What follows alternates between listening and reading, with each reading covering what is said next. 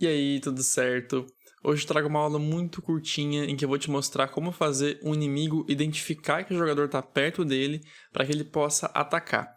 A aula vai ser bem curta porque o foco aqui vai ser na condição que tu tem que colocar para fazer isso acontecer. Porque o ataque tem várias formas de fazer, pode ser uma animação, pode criar um objeto, pode atirar no jogador, tem várias opções. Então aqui eu vou focar somente na condição, porque essa é a parte mais complicadinha, que é realmente tu definir como fazer o jogador estar perto do inimigo e ele perceber que está perto para atacar.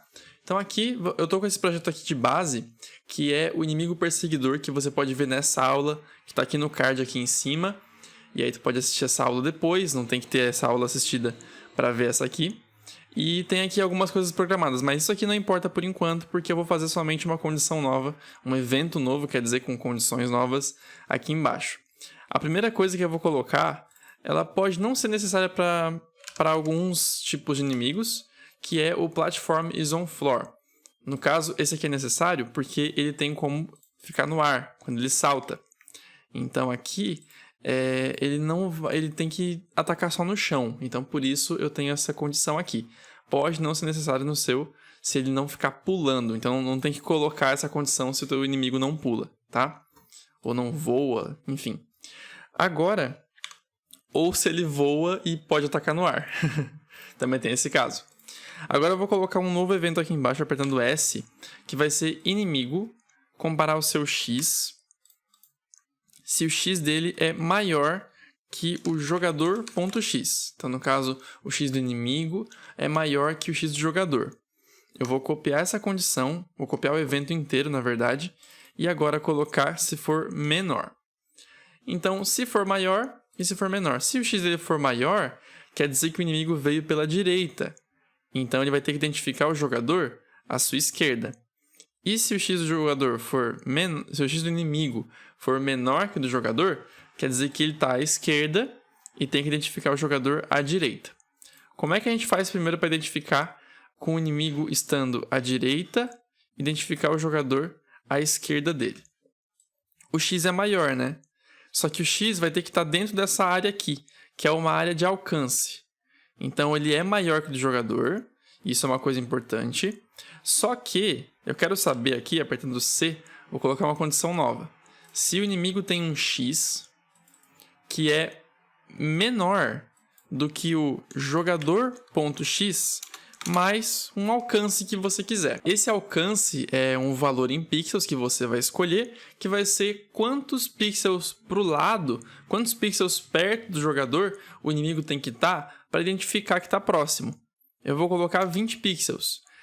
Então, ele tem um X maior do que o X do jogador, só que tem um X menor do que o do jogador.x mais 20. O que isso quer dizer?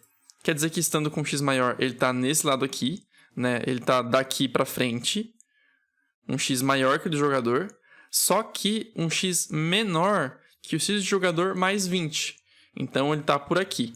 Nessa posição aqui, ele tem um X maior que o do jogador, só que ele tem um X menor do que o do jogador mais 20, que é o alcance do ataque.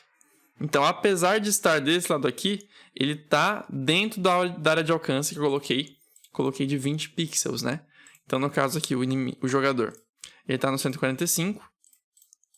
Para essa comparação aqui, eu uso o jogador.x mais 20. Então, o jogador, nessa comparação, analisa que ele está aqui, ó, 165. E nesse caso, 163, o inimigo está menor, né? Se for comparar o X do jogador mais 20, o inimigo é menor. Então, claro, o jogador não está aqui, o jogador está aqui. No caso, ele está aqui para comparação, né? A comparação pergunta se dentro dessa área de alcance aqui, se o inimigo está menor, se está mais dentro dessa área de alcance. Então, nesse caso, sim, porque ele está no 163. E nesse caso, então, ele vai identificar que está próximo do jogador e vai poder atacar ele. Então, como eu falei, nessa aula eu vou criar a condição, porque o ataque tem várias opções. Então, para ser uma aula curtinha, eu vou fazer só a condição. Vou colocar aqui para a gente saber que deu certo, que o inimigo vai se destruir. Só que é claro que o ataque não é se autodestruir. Poderia ser. Ele chega perto, se explode e ataca o jogador assim. Mas aqui só se destrói para ter uma ação para a gente saber que deu certo a condição, que é o foco da aula. Ok. Se você quiser aumentar o alcance do inimigo, é só colocar 30, 40.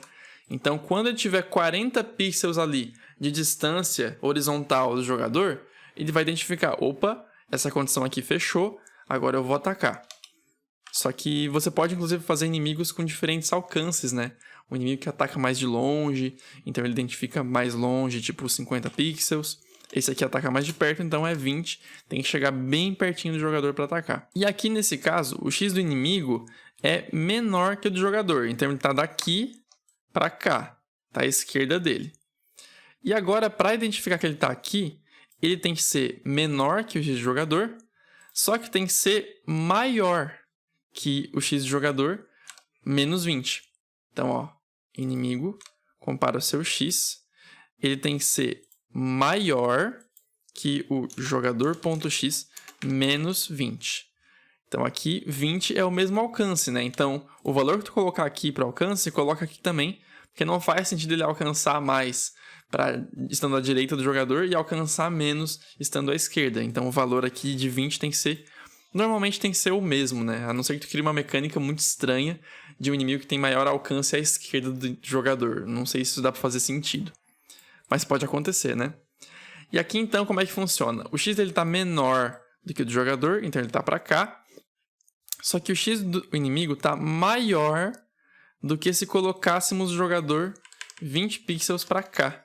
Olha só. Então, se o jogador estivesse aqui, o X do inimigo seria maior que ele. Então, ele tem esse alcance.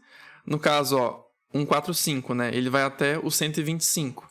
Então, se o inimigo estiver aqui, daqui em diante, né, nessa área inteira aqui, seria a área de alcance do inimigo. Então, aqui ele percebe o jogador e faria, então, um ataque. Só que, no caso, colocaremos de novo o Destroy. Como eu falei, o foco da aula está na condição. A partir da condição, você vai conseguir fazer o ataque para o seu inimigo. Daí você muda a animação dele, ou você cria um objeto que é o ataque. Enfim, tem várias opções de como fazer o ataque.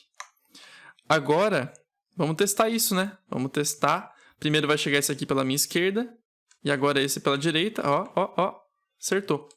Quando ele finalmente chega nesse alcance, ele me ataca, e assim ele se destrói, né? Se autodestrói, que é um ataque meio triste esse daí. E é isso, espero que você tenha entendido essa condição que eu criei. Muito obrigado por assistir, recomendo que você assista agora o meu curso grátis de como fazer um personagem de plataforma para um jogo Metroidvania.